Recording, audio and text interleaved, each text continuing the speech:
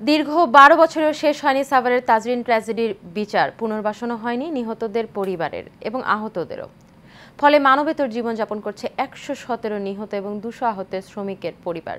দ্রুত বিচার সম্পন্ন এবং আহতদের পুনর্বাসন করার দাবি শ্রমিক ফেডারেশনগুলোর। সাভার থেকে শাকিল শেখের ছবিতে জহিরুল ইসলাম খান লিটনের রিপোর্টে বিস্তারিত জানাচ্ছেন সঞ্জিদা হক। আমাদের জীবনটা ধ্বংস করে দিছে। আমার বুকটার ভিতরে যে এই তাজরিনের দিকে তাকাইলে দেখলে যে কিরকম লাগে আপনাদের ভাষায় প্রকাশ করতে পারতেছি।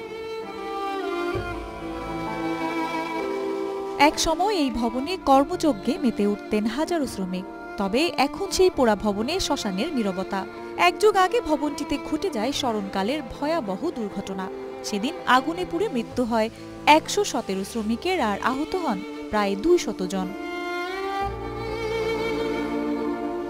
উপার্জনক্ষম সদস্যকে হারিয়ে পরিবারগুলো যেমন হয়েছে নিঃস্ব, তেমনি প্রতিদিন মৃত্যু আর দারিদ্র্যের সাথে লড়াই করে দিন কাটছে আহতদের।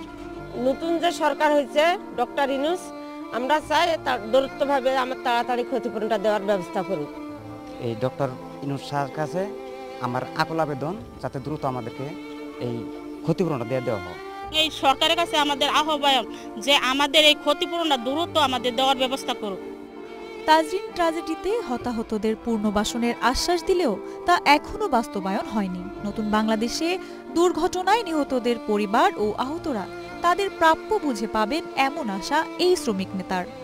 আমরা সরকারের কাছে দাবি যে তাদের তাজরিন ফ্যাশনের যারা শ্রমিক আহত নিহত আছে তাদের বাসস্থান এবং তদন্ত করে তাদের ক্ষতিপূরণ দেওয়ার ব্যবস্থা করা হোক। তাজরিনের মতো দুর্ঘটনা যেন আর না ঘটে, এমন দাবি শ্রমিক ও কারখানা সংশ্লিষ্টদের। পারি না পোলাপনের আপত্তি মিটাইতে, পারি না নিজের জীবন শান্তিতে কাটাইতে। সঞ্জিদা হক, এশিয়ান টেলিভিশন।